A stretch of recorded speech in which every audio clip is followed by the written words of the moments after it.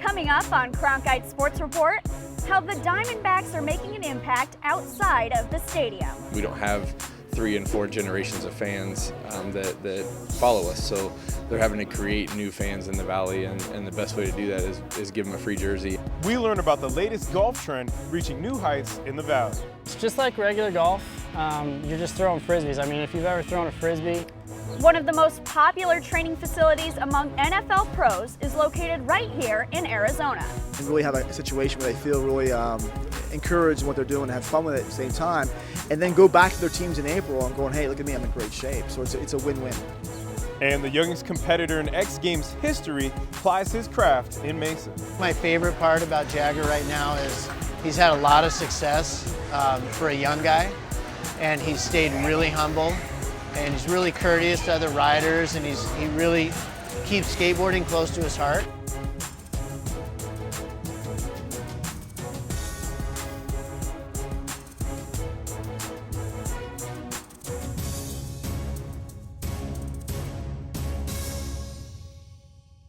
Welcome to Cronkite Sports Report. I'm Lucas Robbins. And I'm Elaine Wilson. Thanks for joining us. As students at ASU's Walter Cronkite School of Journalism and Mass Communication, we look to bring you unique sports stories with an Arizona connection. Over the next half hour, you'll see stories from all across the Valley, from the high school to professional level. As the 2016 baseball season gets underway, the Diamondbacks look to make an impact in more than just the standings, but also in the community. Megan Keebler tells us why local Little Leaguers are benefiting from the D-Backs Give Back jersey program. 61 youth baseball and softball leagues around Arizona received their jerseys and caps from the hometown team this spring. It's the third year of the D-Backs Give Back jersey program. You know, we want to be good role models for the kids, and we want to instill a passion for the game that all of us have. And so, you know, by doing the D-Backs jersey program, they're helping create a fan base locally. You know, the D-Backs don't have like a long tradition. We don't have 3 and 4 generations of fans that follow us, so they're having to create new fans in the Valley, and the best way to do that is give them a free jersey and let them identify with us out on the field. The Diamondbacks actually provide all the jerseys for us, which it's a good savings. It's allowed us to reinvest our money in other areas. It helps us to be able to buy new equipment, field maintenance, upgrades, anything we can do, and it helps us keep our costs down. According to the Diamondbacks, the program has provided uniforms to more than 35,000 youth athletes and their coaches this season. Well, we are the old-fashioned D-backs, and we're purple, so we're purple, and I really like being on this team because I like my really cool hat. The D-Backs Give Back Youth Jersey Program began in 2014 and was spearheaded by Diamondbacks President and CEO Derek Hall. It was modeled after similar programs already existing in the MLB, much like the San Diego Padres program, which began in 2012. The D-Backs provide different colors and different logos. So within each division, there might be 5 or 6 different colors with 5 or 6 different logo combinations, so you can mix it up pretty good. Uniforms come in 68 different combinations, so that every team is unique. They have colors from gold to purple to red to black to camouflage. Ask the kids, the D-Backs hit a home run with the uniform options. We were gonna be the black D-backs, and then we changed it to black D-blacks, and now we just said we can't say any of it, so we just put it D-backs. What do you think of the jerseys? Pretty cool. Awesome. Pretty cool. Awesome. What's the best part? The camouflage right here. Jerseys are not the only perks the kids receive. And it allows our kids all to be D-backs. In previous years, they provided contracts where the kids actually signed a contract to be a D-back for the year. They give them a lot of great deals out of it. They bring out members of the Diamondbacks Academy to come out and talk to the kids. Opening day, we had Baxter out here. So it's a huge tie-in, and we get to be great partners with the Diamondbacks. In addition to the perks that come with the jersey program, Little Leagues have the opportunity to bring their teams out to Chase Field for a night at the ballpark. We partner with them, we go out to the field, and they do a parade out on the field where they can actually walk on the field with the Diamondbacks. So it's super exciting to be able to build a whole new base of D-Backs fans. We're going to go to a D-Backs game? Yeah! What are you going to wear? The D-back shirt! D-back! The support of the D-Backs has not gone unnoticed by the young athletes, and with smiles they say, In Gilbert, I'm Megan Keebler, Cronkite Sports. Now, Lucas, I never played Little League in my younger days, but I did have that big orange hollow bat in my backyard, and I was just always hitting dingers over my neighbor's fence. I was like, I'm the same way. Unfortunately, I never played Little League either, but I feel you on the bat. I had that same orange bat. You know, my parents always put me in basketball and football. Right. Coming up on Cronkite Sports Report. It's golf with no clubs and no tees. How disc golf is finding a home in Arizona. When I started in the industry in '98, it's amazing the difference. To talk to people and mention disc golf to them. Back then, maybe 2 out of 10 would have an idea of what you're talking about.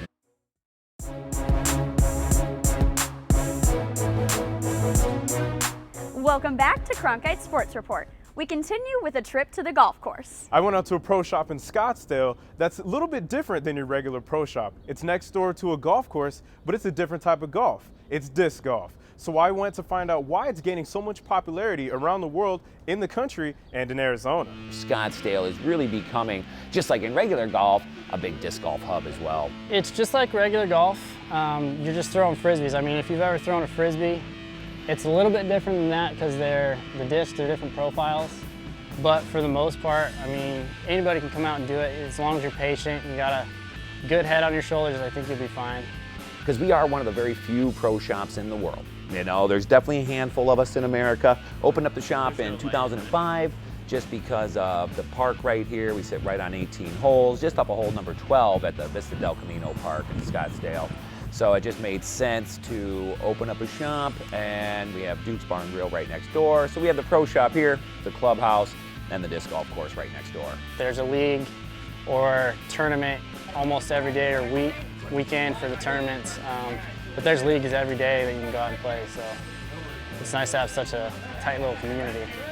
You know, we don't even really have customers, we have friends. That's what we always say. There's just so many great folks in the sport of disc golf, and it's, you know, we want to help you get better. And so once we develop some trust with the customers and they understand that what we're suggesting to throw isn't just what we got a bunch of left over in the back, that this is gonna be something that's gonna help improve your game, it really makes a great connection. When I started in the industry in '98, it's amazing the difference. To talk to people and mention disc golf to them. Back then, maybe 2 out of 10 would have an idea of what you're talking about. Now, it's the majority. This, you just have to buy the disc, and then most courses you can just come out there in public parks, so you can just go play out there. Very few of them are pay to play, so I play this a lot more than regular golf. To continue to grow, focus on the youth. I think kids getting involved, women getting involved, that's going to be big. To keep it growing out here, we're going to have to put in more and more into the ball golf courses. We could really help each other out. We can give more revenue to the ball golf courses, and then we can give the disc golfers another upper echelon style of course that they can go pay to play, you know, and that way you have your free options for folks that want to mess around. You have your pay to play options for folks that want to be a little bit more, you know, professional about it. I mean, I wouldn't be surprised if there's full coverage of it, just like regular golf, in the next 10, 15 years. Like I said, it's really been growing. Hopefully I'll see the major growth in my lifetime, but the way it's going is keeping me on my toes as it is, so we'll see. Keith Murray is also the director of the Memorial Championship, a tournament on the Disc Golf Pro Tour that was hosted here in the Valley back in March. Coming up next on Cronkite Sports Report, how the Fisher Institute helps athletes train and maintain during their off seasons. There's so much movement along with your workout. A lot of places you go, you just lift, you bench, or you squat. But here, everything we do has to do with movement. It's working movement patterns and movement skills. As a football player, I got to be able to move. And we learn why many former and current athletes are hitting the yoga mat. Anybody can come in here. It's a beginning class, so there really is no sort of target person. That's what we really sort of enjoy about this.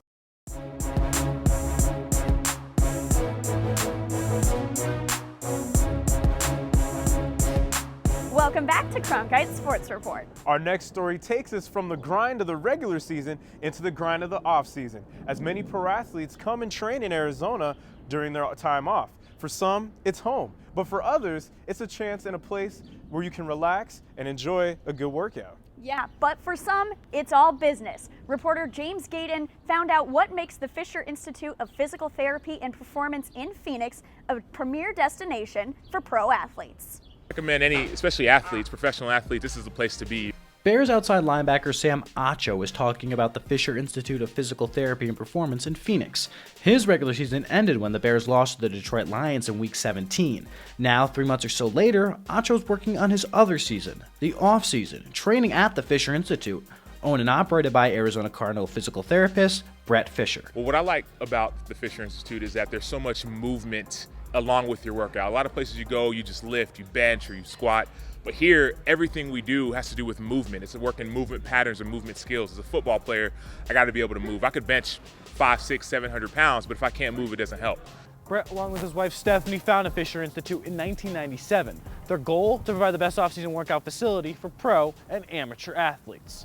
Here in the off-season at the Fisher Institute, we really work on the whole body. We've got to make sure that the house is built on the correct foundation. So really, we want to make sure all these things are worked out correctly, and we develop them from the ground up. For NFL pros like Acho and Packers wide receiver Ty Montgomery, they appreciate the specialization that the Fisher Institute brings to each athlete. The people behind the Fisher Institute are what drive this place. There's so many facilities, right? You can go anywhere, find some turf to run, you can find a place to squat and to bench, but the people, Brett Fisher and his entire staff, are what drive the Fisher Institute. Just because of his name, I mean, just his experience, everything that he's done, everything that he brings to the table, he's really built something special here. The Fisher Institute attracts NFL players from all over the country, and because of this, they are able to train at a higher level. One thing I enjoy a lot is the competition. There's so many NFL guys here, so many even guys playing baseball. There's so many different athletes here. You're competing, you're working against each other. So it's a fun atmosphere, and they can get around other NFL players that they maybe played against and really see how they're doing and really have a situation where they feel really encouraged in what they're doing and have fun with it at the same time, and then go back to their teams in April and going, hey, look at me, I'm in great shape. So it's a win-win. From MVPs to amateur athletes, Fisher appreciates everyone who trains with him and believes in what he is doing. It was recommended to me by my agent, and Fish actually also used to work with some of the trainers in Green Bay, and they told me I was a rookie, I need to get away so I don't just overload on Green Bay, and I listened, and I'm glad I came. It's awesome here. There's great synergy, great communication, great people, and they really know what they're doing here. But at the end of the day, Fisher is doing more than just training these athletes. Honestly, it's about caring for people. So many days now, you see places where it's just a factory, and you know, you're a number, and you don't get that personal care. And to have a place where I have so many great staff members who honestly care about each and every one of their patients, it's overwhelming, and it's pretty neat to see. In Phoenix, James Gayden, Cronkite Sports. For his time with the Arizona Cardinals, Brett Fisher worked with the University of Florida, the Chicago Cubs, the New York Jets, and he trained golfers on both the PGA and Champions Tours. The Fisher Institute isn't the only place in Arizona to train top athletes. In fact, you can find it right in Tempe at Bikram Yoga, turning it up over 100 degrees to get a good workout in. Shay Roddy tells us more. Arms back, look back, come up. Good, Lilius. People in the valley are used to going inside to get out of the heat, but at Bikram Yoga Tempe, it's just the opposite. Studio owner Ben Zarensky cranks up the thermostat to 105, as is customary for a Bikram session. What makes this style of yoga unique and special is that anybody can come in here. It's a beginning class, so there really is no sort of target person. That's what we really sort of enjoy about this, because you can see the NFL quarterback next to a 75-year-old grandmother, and they're each doing their own practice, but both benefiting and sort of feeling good through the yoga in some way or another. Yoga is an ancient Indian practice, and now it's becoming big business. According to a Sports and Fitness Industry Association study, more than 25 million Americans practiced yoga in 2014. That marks a 33% growth since 2009. And while Bikram Yoga can help people from all ages and all walks of life, it's become especially important in the last few years for athletes who are using yoga to increase their flexibility in their rehab and to prevent future injuries. I messed up. I should have done it a long time ago.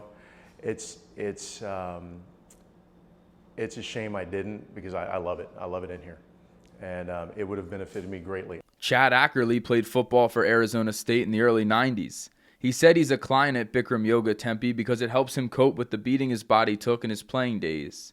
Now when he's coaching his kids in their sports, he incorporates and encourages yoga.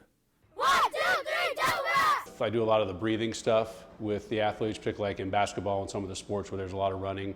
We do a lot of stuff at the beginning of the season where we work on breathing, stuff that I learned in yoga. And then now actually in baseball, part of our baseball routine at the end of practice is a little bit of a yoga routine as we cool down at the end of the night. Ackerley and Michael Wolf are using what they've learned to help others in their own athletic pursuits. This is all of our balance and our reach. Ride that back leg. Ready? Up, down, reach. Nice. Years ago, a lot of the athletes, everything was about the bigger muscles, you know, the hamstrings and the biceps, and now it's all about the core strength and how you can, how you can manage your body and manage the health of your body over a long season. And yoga certainly is one of those low impact things that really works to strengthen the core, improves your flexibility, but also improves your strength of your bigger muscles that can help guys stay healthier over the long haul. Ackerley and Wolf are part of a roster at Tempe Bikram that Zarensky says includes former and current pro football players Brock Osweiler, Donovan McNabb, and Sean Rogers. In Tempe, Shea Roddy, Cronkite Sports. Now, it's a common accessory for most professional athletes to have a towel to wipe away the sweat. But at Bikram Yoga, they actually say ditch it. Shape Magazine says that you should leave your towels at home when taking hot yoga classes. You know, also according to Shape, they say that your sweat actually works as a natural coolant to help maintain your body temperature while you're in the hot room. Coming up on Cronkite Sports Report, we catch up with a Mesa skateboarder who has built quite the resume for himself, and he's only 15. It's not because he's just born with that talent. I think he is born with that talent too, but he's really a hard worker, and he pushed himself to get good.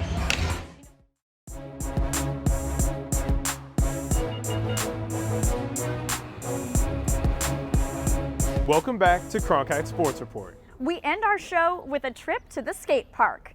But for one Valley 15-year-old, hitting the half pipe is much more than a hobby. Mi-hee Kim introduces us to a Mesa teenager whose talents have thrust him onto the world stage.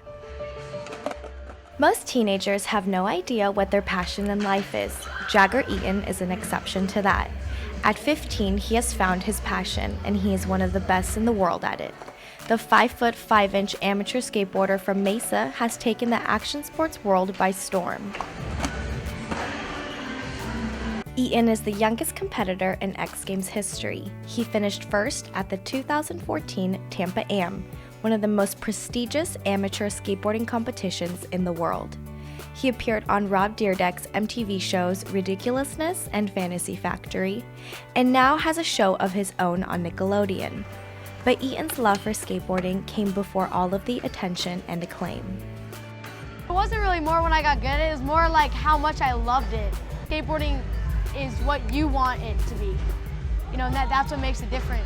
My favorite thing is that, it's just freedom. Like I can go on my skateboard and not really have any worries about anything. Jagger's father, Jeff, first introduced him to skateboarding at the age of 5. Jeff's family has owned kids that rip since the 1970s, which started off as Desert Devils National Teaming Training Center. During 2006, they expanded into a skate park. I grew up a gymnast. Gymnastics was in my family for the last 4 years. And when I was a gymnast, my passion really leaned towards wakeboarding and snowboarding and skateboarding. But when I had my boys, Jet and Jagger, at 6 and 4 years old, I wanted to introduce something outside of gymnastics to them that I thought was a fantastic activity for kids, which was skateboarding. In 2012, Jeff took Jagger and older brother Jet to Woodward West, an action sports camp in Tehachapi, California.